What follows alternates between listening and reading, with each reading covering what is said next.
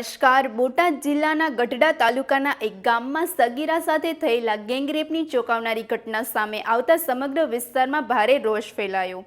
સગીરાની અણસમજનો લાભ લઈ 9 આરોપીઓએ છેલ્લા 6 મહિનાથી સતત દુષ્કર્મ આચર્યો હોવાનો ખુલાસો. પીડિતાએ ફરિયાદ નોંધાવતા ગઢડા પોલીસે ઝડપી કાર્યવાહી કરી 9 પૈકી 8 આરોપીને ગણતરીના કલાકોમાં ઝડપી પાડ્યા. આ મામલે ગુલી નાગર રાઠોડ, સુરેશ નાગર રાઠોડ, સોયબ ચૌહાણ, ઉર્વેશ ધોરપાડે, અલ્પેશ મહેતા, આકાશ પરમાર, અજય મારુ અને પિન્ટુ પઢિયારની ધરપકડ કરવામાં આવી. જ્યારે હમીર ડાંગર પહેલાથી જ અન્ય ગુનામાં જેલમાં હોવાનું સામે આવ્યું. પીઆઈડીબી પલાસની આગેવાનીમાં પોલીસ દ્વારા અલગ અલગ ટીમો બનાવી તપાસ તેજ કરવામાં આવી. ઘટનાને લઈને સામાજિક આગેવાનો મુકેશ હિહોરિયા અને વિજય માંગુકિયાએ આકરી પ્રતિક્રિયા આપી અને કડક સજાની માંગ ઉઠાવી. વધુ સમાચાર માટે જોડાયેલા રહો આરપી ગુજરાત ન્યૂઝ રાજકોટ. ગઢડા તાલુકાના એક ગામમાં દુષ્કર્મની ફરિયાદ દાખલ પોલીસ સ્ટેશનમાં થઈ છે. આ દીકરી ઉપર 6 લોકોએ ગેંગરેપ કર્યો હોય એવી ફરિયાદ દાખલ થઈ છે.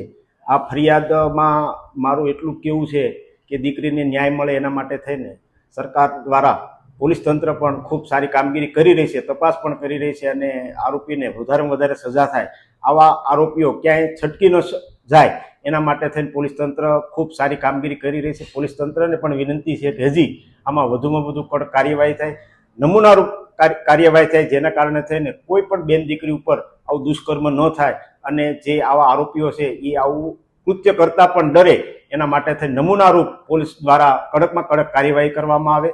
અને આ જે 6 આરોપીઓ ઉપર જે ગેંગરેપની અને પોસ્કો જેવી ફરિયાદ દાખલ થઈ છે તો એને કડકમાં કડક સજા થાય. અને મારું તો માનવું એવું છે કે આવા તત્વોને ફાંસીની સજા થાય અને તંત્ર ખૂબ સારી કામગીરી કરે અને નમૂનારૂપ દાખલો બેસાડે અને દીકરીને અને એના માતા પિતાને ન્યાય મળે એવી મારી વિનંતી છે. જય સરદાર. બોટાદ જિલ્લાના ગઢડા તાલુકાના એક ગામમાં ખેડૂત પરિવારની 14 વર્ષીય સગીરા પર અત્યંત દુઃખદ ઘટના ઘટી છે. આ ઘટના નિંદનીય છે, આ ઘટના કલંકિત છે, આ ઘટના સમાજ સ્વીકારતું નથી ને આ ઘટનાઓ ન બને એના માટે પોલીસ તંત્ર કડક કાર્યવાહી કરે.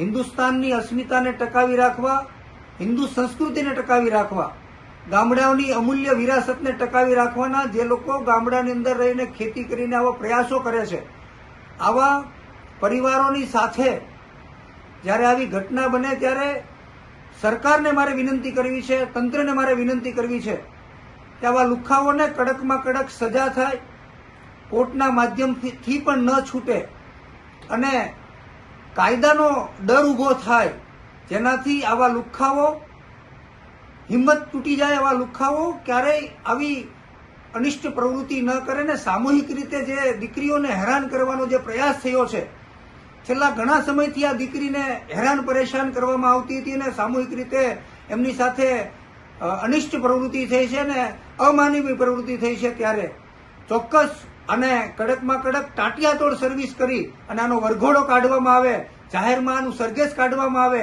અને જાહેરની અંદર આમને દંડિત કરવામાં આવે એવી મારી વિનંતી છે. જય સરદાર.